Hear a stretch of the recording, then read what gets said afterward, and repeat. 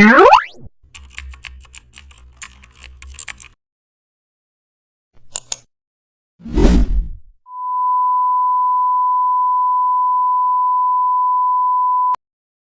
back to the channel. Don't forget to like, share and subscribe for more updates. Today we are diving into an exciting tutorial how to create a freestyle signature line using stroke path in Photoshop.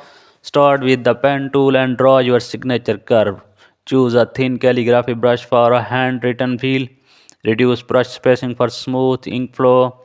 Right click the path and select stroke path. Choose brush and enable pressure simulations and also apply the stroke to reveal a clean signature look. Now add a subtle drop shadow for depth. Use color overlay to smooth to match brand colors. Add slight noise for real pen effect. Duplicate the layer for a more bold signature version. This technique is perfect for branding and watermarking. Try different brushes